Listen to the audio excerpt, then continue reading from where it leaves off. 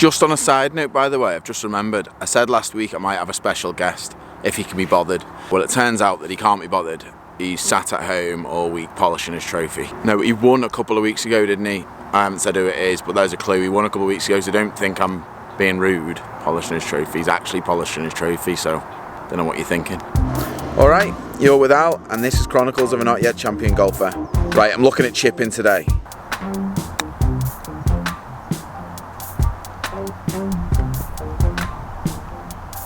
Thank you.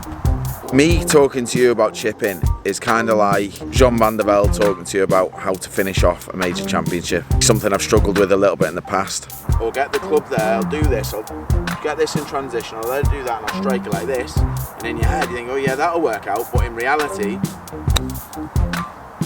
By struggled with, I mean pre-tournament, I've thinned it across the green into an opponent's ankles.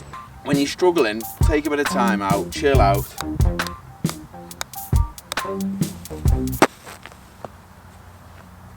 Sometimes I'm through the other side now, not all the time, but it's it's an area of my game which is pretty decent now. I'm going to start off, hit a few warm-up shots. That was awful, that was like kneeing it. Then do a little bit of landing zone work. Bang in the middle of it, 4 out of 4. And then finish it off with my usual challenge. Oh, what a wonderful way to finish that is. Duffed it and I've hit the wrong hole. Which is usually where the fun starts. Find out what works for you. The 8-iron doesn't work for me. So let's get to it. Start off here, 3 flags. These 3 in the corner, just ignore that one on the right for now. I'm just going to alternate to the different flags really, just to warm up. Now I've got a stick here. Main purpose of this is to make sure that I'm using my body. I'm going to hold it down the side of the club. So put the stick down the side of the club and make sure that's up the left hand side of my body. And then I make sure I just keep turning through that stick isn't going to hit me in the side. That's the main focus of that stick, is that it's not going to hit me in the side. It stays moving through as my body rotates. And by the way, I know what you're thinking. I know exactly what you're thinking. They are new pants, yeah, thanks for noticing. A little bit tight, to be honest. They got like a good stretch on them though. They are a little bit tight. And I'm just going to hit a few shots like that just to warm up, get into that feeling. I've said before, this is something that I'll do on pretty much every practice session just to get myself into that rhythm and using the body more. And you just want to make sure that the body's rotating. You don't want to feel like the stick's missing because you're giving it a bit of that, you know, and leading with the hands. Just feel like it's staying quite close to your body, but just keeps the same sort of distance and keep turning. That was awful. That was like kneeing it. Hit it with your knees. It's good. One thought that I do try and have on my chipping is trying to make sure that wherever I set myself at address, I stay on that point, so I don't let my body sort of slide left or right, because that's what I get the inconsistencies right from. Trying to think of one simple thing, not necessarily technical. Keep everything in the same spot, rotate around that point, and just chip it in. So we've got a ladder here in front of us, 4 sections. I've sort of split them up. Each section has 2 of those stick things across it because one section is too small, it's too hard, and it's too frustrating. So you've got about 2 feet, 2 squares in each section. Section 1, there's section 2, section 3, and section 4. So each square obviously is about a foot, so 2 feet total for each one. It's worth remembering with this that it's not that easy. You know, you're aiming a specific target 2 feet in distance. So if you do miss a few, don't get massively frustrated. Out on the course, you've got a little bit more room. If you land it a foot short of your target, a foot past, you're still going to be close to the hole. So don't get overly frustrated. Try and stay mentally calm. Obviously something that I'm very, very good at. That's long. Don't use me as a standard really, because that's not going to be a good move. When you're struggling, just take a bit of time out, chill out, bit of trick shots. You won't be able to achieve the mental levels that I have.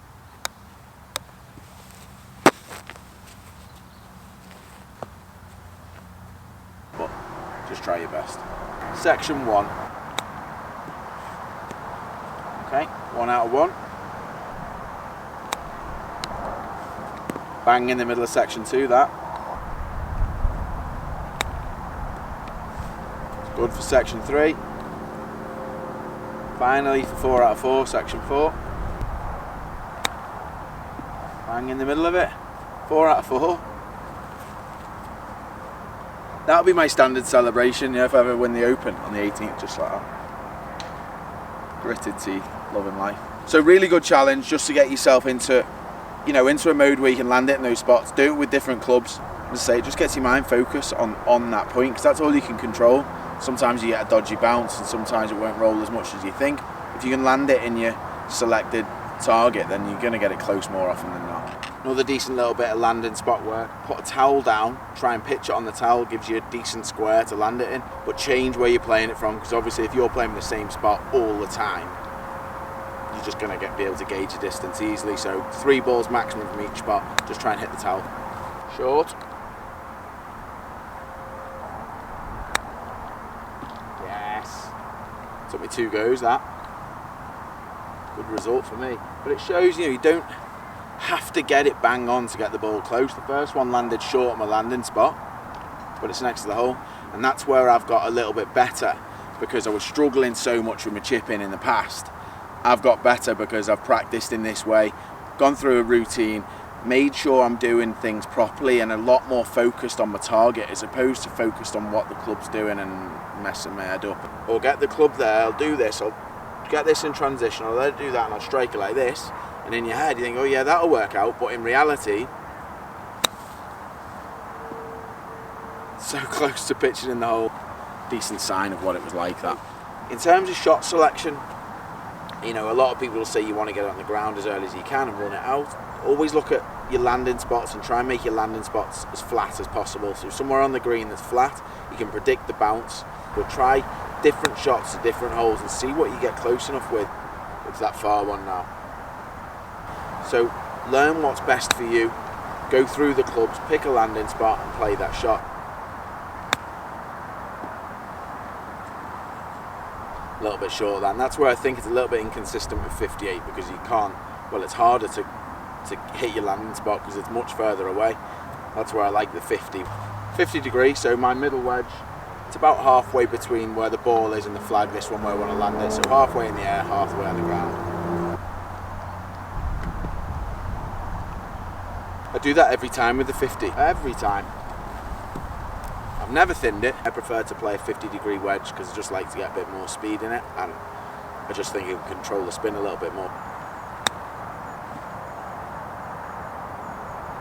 as it runs about 10 foot past. Okay, here's our challenge. 3 flags, 9 balls, 3 balls to each flag. I'm going to use a different club for each one. Doing it this way, you start to learn what your strength is, what you're best at, and what you're most confident with. Now, I'm allowed 27 feet total, so that averages 3 feet per shot. You're getting up and down most of the time, you're getting it within 3 feet. So, first club, 58 degree.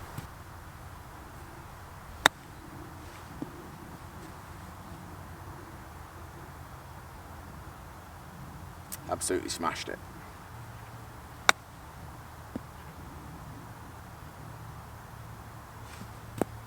Under hit it.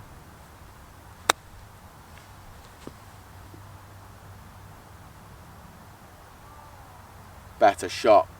That last one's close, but I'm looking at like probably 15 feet through those first 3 shots. Isn't good enough. I'm going to use my gap wedge now, my 50 degree. Now this is probably the club that I would use for these shots because I feel like it comes out low. Still a little bit of check on it, so a little bit of spin, controlling it, but it's going to run out a little bit further than that 58. A little bit more room for error really.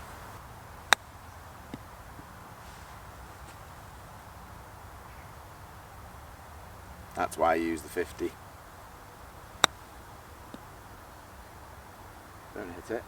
Oh, it's hit the other ball. I'm giving myself 2 feet there because that was going to go close. What was I on? 15, 16, 17, 18 feet now. Go. That's good.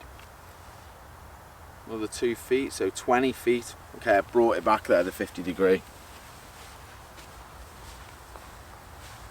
8 iron now. Now that 50 degree, that's just what I'd use. That's what I'm comfortable with. I feel like I can be a bit more aggressive through the ball. So I've got 8 iron here, and this is what I suggest most people should use. Look for your nearest flat spot on the green, about 2 yards on. Pick a club that can land on that spot that's going to run out. I've got 7 feet to play with, so I need good shots on these.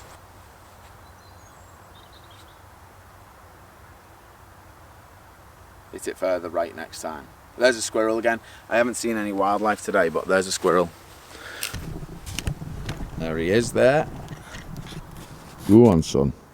Burying nuts for the winter. Good lad. Okay, back to the golf. So I'm on 24 now. I've got 3 feet to play with 2 balls. Okay. Go. Go. Go. Okay, that's got the 1 foot I needed. Thinned it a little bit actually, but and that's what I'm talking about, my room for error. Get away with that all day. It's just as good as if I struck it well. I've got 2 feet to play with, last shot. That's hit the ball, that's a joke. I think that was good, but I'm going to have to redo it. I'm just going to wait, because there's people on the tee here. There's people on the tee there. And they're looking at me like I'm very, very strange, speaking to myself on the chipping green. So I'm just going to wait for them to play. Okay. This is the big match. She's setting up to it. She's 8 down after 2 holes. It's not a massive follow through, to be honest.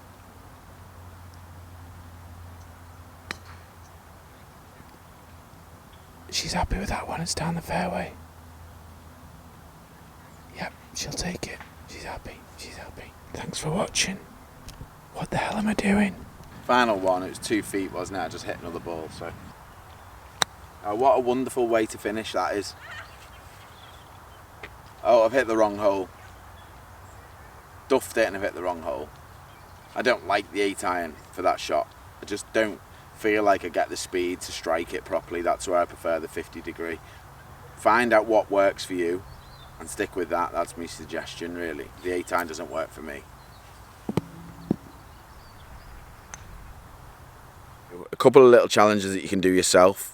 Do that ladder challenge. You know, you don't need to have a ladder, you can put it out with tees. Just give yourself zones that you're trying to land it into. Use different clubs and see what the reaction is, you know, how far you carry to how far you roll, and that's how you start to dial in your feel. Good challenge to do is that footage challenge. If you can putt and try and get them up and down, make it as realistic as possible. This green isn't quite as good as they are on the course, so that's where I prefer just to do the footage challenge. Don't get distracted by the squirrels. Burying nuts for the winter doesn't really have any relevance to golf whatsoever. Do what work you can, make it effective. Don't get annoyed, don't throw your clubs, don't kick the golf balls out the way. It never ends well. And try and tell people to be quiet. There's more people on the green over there looking at me like I'm strange because I'm speaking into a camera again. I'm going to go, it's Ryder Cup day, I'm going to go watch the end of the Ryder Cup, watch my hero John Ram just helicopter golf clubs all over the shop. I'll see you next Tuesday. In fact, no, I won't see you next Tuesday because next Tuesday I'm at Q School, so there's potential for not having a video next week, but I'll try and make it up to you the week after. So I'll see you a week on Tuesday. Doesn't quite work as well, does it? Cheers.